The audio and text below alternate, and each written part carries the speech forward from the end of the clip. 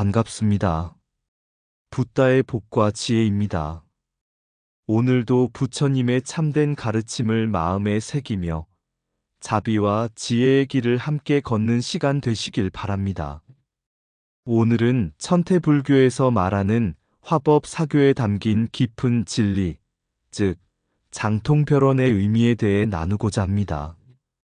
이 네 가지 교설은 부처님께서 중생의 근기에 따라 법을 설하신 자비의 순서이며 그 안에는 인과의 원리, 반야의 지혜, 개별적 특성과 궁극의 원만함이 고스란히 담겨 있습니다. 참된 깨달음으로 가는 길, 오늘 이 시간 함께 마음을 열고 들어주시길 바랍니다. 자, 그럼 이 화법 사교는 뭘 의미하느냐 하면 장통별언 이렇게 말한다. 그 여정을 함께 해볼까요? 장통별언의 뜻을 품은 이야기. 옛날 사위국의 한 마을에 세 명의 형제가 살고 있었습니다. 첫째는 근면하고 바른 삶을 추구했고, 둘째는 지혜롭지만 세상의 이치를 다 알지는 못했으며, 셋째는 게으르고 방황하며 삶의 의미를 찾지 못하고 있었습니다. 이 소문을 들은 부처님께서 세 형제를 기원정사로 부르셨습니다. 그리고 각각의 근기에 맞게 다르게 설법하셨습니다. 첫째에게는 장의 가르침을 주셨습니다. 세상 모든 일은 원인과 결과로 이루어진다. 지금 너의 삶은 과거의 씨앗이 맺은 열매이니 올바른 업을 짓도록 계속 정진하라. 첫째는 이 말씀을 듣고 인과의 법을 굳게 믿으며 더 바른 삶을 살게 되었습니다. 둘째에게는 통의 가르침을 주셨습니다. 너는 이미 많은 것을 보고 듣고 이해하고 있구나. 이제는 그 모든 진리를 하나로 꿰뚫어 보는 지혜, 반야의 힘을 기르거라. 둘째는 부처님의 말씀이 마음을 관통하는 느낌을 받았고 세상 이치를 꿰뚫는 지혜를 닦기 시작했습니다. 셋째에게는 별의 가르침을 주셨습니다. 너는 아직 마음이 흐리고 삶의 길을 모른다. 그러나 괜찮다. 너의 성품에 맞는 특별한 수행 방법이 있다. 너만의 길을 따라 천천히 나아가거라. 셋째는 그 말씀에 큰 위로를 받았고 자신도 구제받을 수 있다는 희망을 품게 되었습니다. 며칠 뒤, 세 형제는 함께 다시 부처님을 찾아와 물었습니다. 세상에는 왜 이렇게 다양한 길이 있습니까? 그때 부처님께서 미소 지으시며 말씀하셨습니다. 진리는 하나이지만 중생의 마음은 제각각이니 나는 그들 각자에 맞추어 법을 설할 뿐이다. 그러나 마지막에는 모두가 하나의 원으로 돌아오느니라. 그것이 곧 법화의 가르침이요 열반의 완성이다. 이 가르침을 통해 세 형제는 자신들이 받은 각각의 법문이 모두 하나의 길로 이어진다는 것을 깨닫고 함께 수행의 길에 정진하였습니다. 이 일화는 부처님께서 중생의 근기에 따라 네 단계의 교설을 나누셨음을 알리는 화법 사교의 자비와 통찰의 상징입니다. 이처럼 불교의 가르침은 단순히 하나의 법이 아니라 중생의 삶에 맞춰 맞춤형으로 설해지는 살아있는 진리입니다. 비 오는 날, 네 개의 그릇. 어느 날 부처님께서 제자들에게 이렇게 물으셨습니다. 그대들 중 누구는 깨끗한 물을 마시고 싶다고 했지. 그렇다면 비가 오는 날 그릇을 밖에 내놓으면 물을 마실 수 있겠는가? 제자들이 대답했습니다. 네, 부처님. 그릇을 내놓으면 하늘에서 비가 내려 담길 것입니다. 그러자 부처님께서 다시 물으셨습니다. 그릇이 다 똑같이 생겼다면 담기는 물도 같겠지만 만약 어떤 그릇은 넓고 얕고 어떤 그릇은 깊고 좁고 어떤 그릇은 기울어져 있고 어떤 그릇은 깨져 있다면 어찌 되겠느냐? 제자들은 잠시 생각에 잠겼고 아난존자가 대답했습니다. 모두 같은 비가 내리지만 그릇의 모양과 상태에 따라 담기는 물의 양과 모양도 달라질 것입니다. 부처님께서 고개를 끄덕이며 말씀하셨습니다. 그래, 이와 같다. 나는 언제나 하나의 진리를 설하였으나 중생들은 저마다 다르기에 듣는 방식과 깨우침이 같지 않다. 그래서 나는 근기에 따라 때에 따라 그릇의 맞춰법을 나누어 설했다. 그것이 곧 화법사교이다. 이 말씀은 천태지의 대사께서 천태불교의 핵심 교리 체계로 삼으신 화법사교의 출발점이기도 합니다. 화법이란 부처님께서 중생을 교화하기 위해 설한 모든 가르침을 뜻하며 사교는 그 가르침을 중생의 근기와 수준에 따라 장, 통, 별, 원 네 가지로 나눈 것입니다. 천태종에서는 이를 통해 부처님께서 법을 차별 있게 설하신 것은 중생을 차별한 것이 아니라 모두를 구제하시기 위한 자비의 방편이었다라고 해석합니다. 결국 하나의 비가 다양한 그릇에 담기듯 하나의 진리가 중생의 성품에 따라 다르게 전해지고 결국 모두를 진리로 이끄는 길이 된다는 것. 그것이 천태종에서 말하는 화법사교의 참뜻입니다. 이 일화를 바탕으로 여러분도 부처님의 가르침이 나에게 맞게 주어진 법이라는 믿음을 갖고 수행의 그릇을 잘 준비하시기 바랍니다. 진리는 하나이되 깨달음의 길은 다르니 부처는 모든 중생의 그릇에 맞추어 법을 설하셨다. 천태지의 법화연이 네 갈래의 강 하나의 바다로. 어느 날 한 젊은 수행자가 부처님께 여쭈었습니다. 세존이시여, 왜 같은 진리를 네 가지 방식으로 나누어 설하셨습니까? 어찌하여 하나의 길로 말씀하지 않으셨습니까? 부처님께서 조용히 미소 지으시며 제자들을 데리고 바라나시 근처의 평야로 가셨습니다. 그곳에는 서로 다른 네 갈래의 강이 흘러 큰 호수로 모이고 있었습니다. 부처님께서 말씀하셨습니다. 저기 흐르는 강들을 보아라. 하나는 바위가 많은 험한 길을 따라 굽이치며 흐르고, 하나는 잔잔한 흙길을 따라 유유히 흐르며, 또 하나는 시냇물처럼 작게 시작되어 점점 깊어지고, 나머지 하나는 처음부터 넓고 깊은 강으로 흘러간다. 그러나 그 모든 강은 결국 같은 바다로 들어간다. 진리도 이와 같다. 그리고 부처님께서는 수행자에게 다시 말씀하셨습니다. 장, 바위 길을 걷는 자는 단단한 바닥이 필요하듯 수행의 첫걸음은 인과를 아는 것이다. 모든 일에는 원인이 있으며 그 씨앗을 어찌 뿌렸느냐에 따라 열매가 달라진다. 이것이 내가 가장 먼저 설한 법이니 이를 3장의 시작이라 한다. 통. 작은 강이 넓은 물길로 이어지듯 지혜는 모든 법을 꿰뚫는다. 반야의 지혜로 세상의 모든 허상과 실상을 분별할 수 있으며 이 지혜는 편견 없이 모든 법에 통하는 것이니 이것이 통교의 본뜻이다. 별. 시냇물은 산길을 돌아가는 것처럼 중생은 제각기 다른 성품과 습성, 업을 가지고 있다. 나는 그들에게 맞는 법을 따로 설하였다. 이것이 별교이며 차별이 아닌 자비이다. 원. 결국 모든 강물이 모이는 곳은 하나다.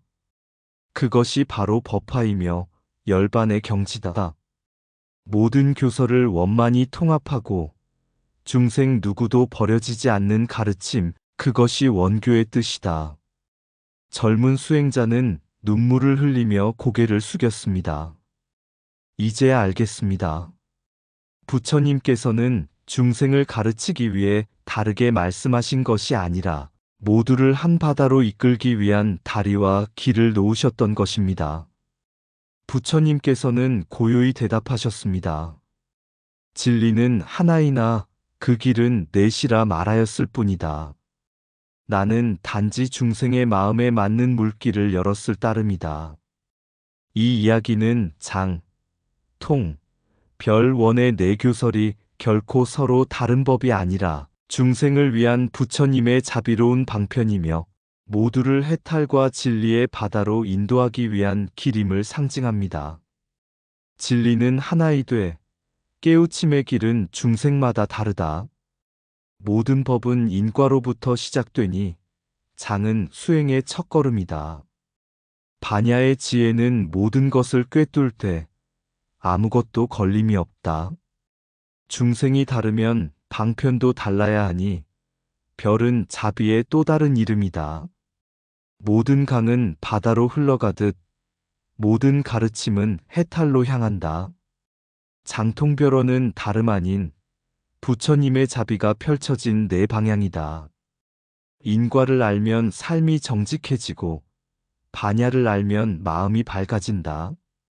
진리는 다르지 않으나 듣는 귀는 같지 않다. 진리를 통하게 하는 것은 지혜요. 지혜를 이루는 것은 자비다. 장은 믿음의 뿌리, 통은 이해의 줄기, 별은 차이의 잎, 원은 해탈의 꽃이다. 법은 다르게 전해졌으나 궁극은 다르지 않다.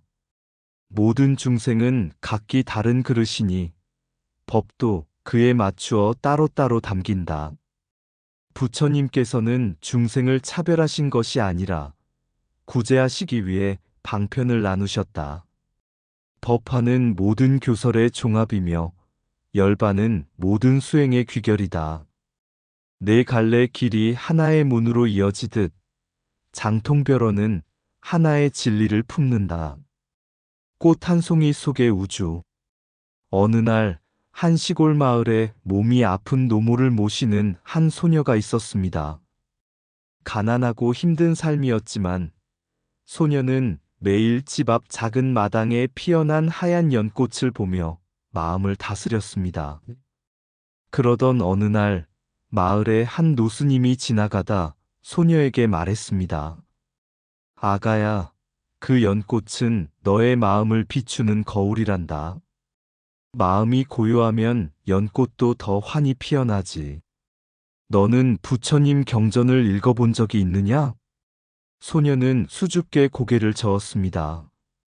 그러자 노스님은 조용히 손에 들고 있던 한 책을 건넸습니다. 그것이 바로 법화경이었습니다. 소녀는 글을 몰랐지만 노스님은 밤마다 찾아와 한 구절씩 들려주며 의미를 설명해 주었습니다. 하루는 법화경 중 오직 한 불승뿐이라. 일체 중생은 모두 부처가 될 수 있다는 구절을 듣고 소녀는 눈시울을 붉히며 말했습니다. 저 같은 사람도 어머니 같은 분도 부처님의 길을 걸을 수 있을까요? 노스님은 고요히 대답했습니다. 그것이 바로 법화경의 참뜻이란다. 누구도 버림받지 않고 누구도 차별 없이 그 마음 하나로 진리를 향할 수 있음을 말하는 경전이다. 세월이 흘러 소녀는 어머니를 정성껏 모시며 법화경을 한 글자씩 읽고 외우며 마음을 닦았습니다. 병들었던 어머니는 점차 마음의 평안을 찾았고 소녀의 삶에도 맑은 기운이 피어나기 시작했습니다. 마을 사람들은 묻곤 했습니다. 도대체 무엇이 너를 그렇게 바꿨느냐? 소녀는 환히 웃으며 말했습니다. 부처님께서 말씀하신 법화의 꽃은 제 마음속에 피었습니다.